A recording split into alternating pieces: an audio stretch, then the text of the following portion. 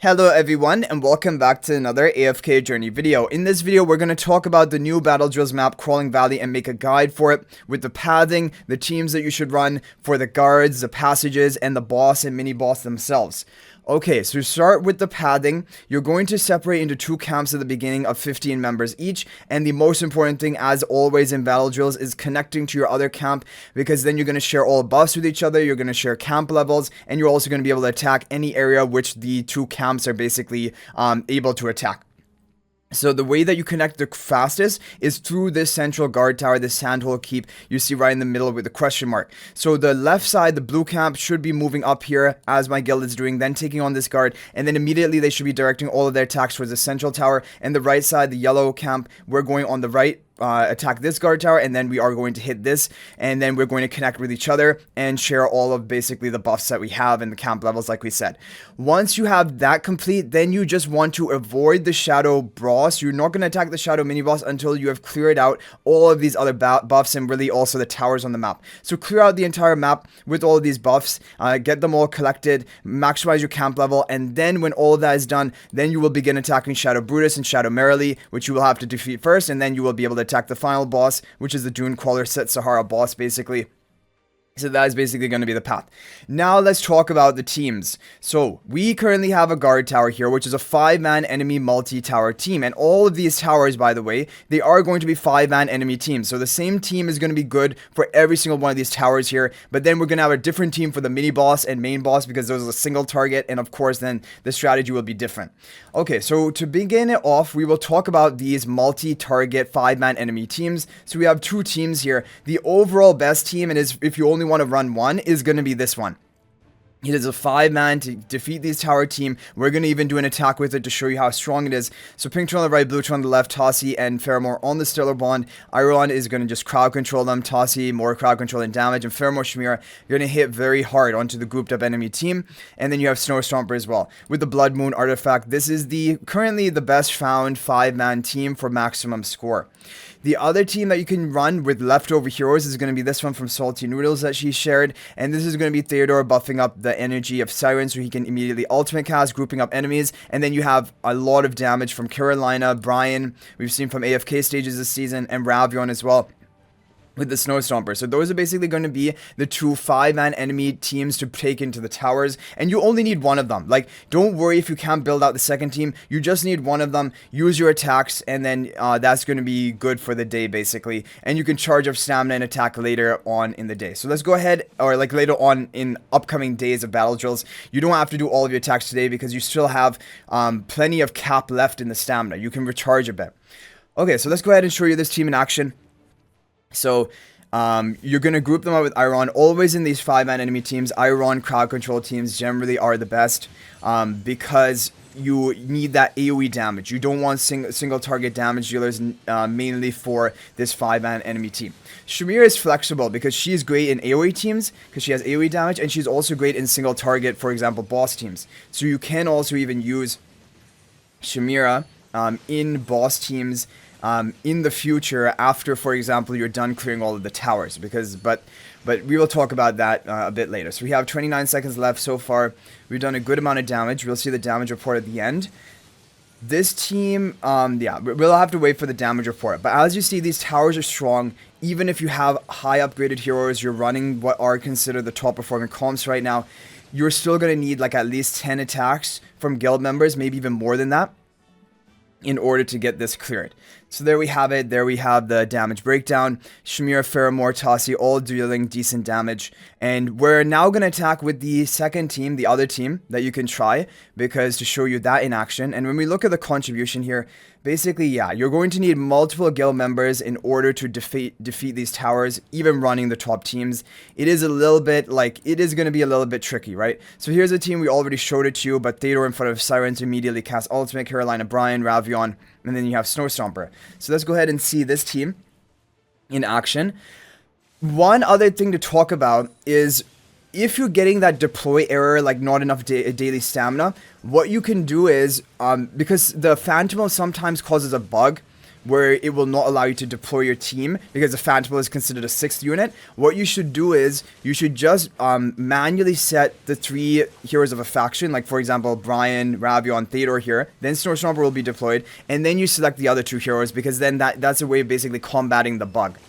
Okay, so this one's doing really well as well. We've gotten like 15 or 16 lives of the boss already. I want to see what the overall damage report is going to be from this team. And that is going to be, okay, even a little bit higher, 9,738 million. So basically, both of these are good teams that you can run. And they just basically use an AoE type strategy, whether it be Iron, whether it be, Iron, Tasi type team, or Iron, Faramore, Shemira like you saw, or it can even be Iron, Carolina, Arden, like depending on which heroes you have built up, just AoE damage deals and ideally crowd control. So now when you look at this kind of chart here, you can also see some of the other teams people ran. Yeah, here was the Faramore Shemira team, as you guys see, and it did really well for Sonbon. Just for me, for example, it just didn't do that great. There's a bit of RNG and like the grouping up of everyone as well, so that's the other thing to keep in mind with that team, but overall they are solid teams. Okay, so now it is time to show you the other teams, which are going to be for the boss and for the passages. So let's go ahead and jump right to the boss teams. So for the boss team, the overall top speculated boss team right now is going to be with Zanie. But don't worry, if you don't have Zanie, there's an Odie like replacement version, which I'll show you as well. But basically, you have Sonya buffing up Zanie and Sinbad. You have Kruger up front for the physical defense debuff. And then you have Mikola, and this can work for mini bosses. It can work for the main boss.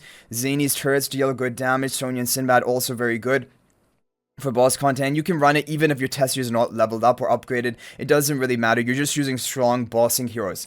The other thing that you can do is go for an Odie comp, and this is also totally fine. Odie is also good for bosses, and this will also be great. If you don't have Zanie, then definitely this is going to be a great team for you. Great single target damage with Sinbad, Odie, Kruger to debuff, and then you have Sonya as well for further buffing up the Odie and the Sinbad, and Mikola for more buffing.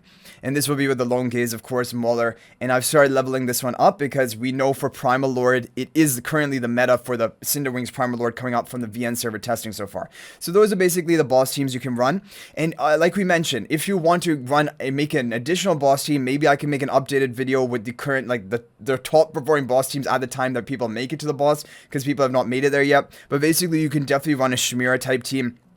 Shemira, Valara, Faramore, those are all, and Twins, they're all going to be great heroes for bosses as well. So really, half of this team, Faramore, Twins, and Shemira are all going to be great for boss single target damage as well. So you can, after you're done with the towers, you can also use them there. Now for passages, the key thing is you just want to run, ideally, 3 heroes of the same faction.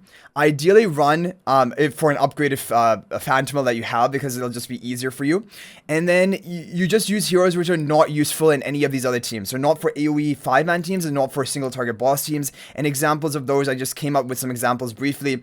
And I was basically running the Divine Favor artifact, because you're going to have usually 2 key damages. You only want to deploy 3 heroes when you take on the passages, because that is a minimum you have to deploy in order to do a battle. But if you deploy 5, for example, you're just wasting 2 stamina heroes which don't need it. You should be able to clear it just with 3 heroes and just have 2 strong damage heroes like here, Cece and Sylvian are great damage heroes with Divine Favor to power them up. But you could use Blood Moon here if you want as well. Then I saw Vala, Rowan, Walker, people have these heroes built up, most likely. But you can really sub in any hero here. Merrily, Corin, so far they're not great for any, like they're not in the top teams, even though potentially Merrily can be fine for bosses later on.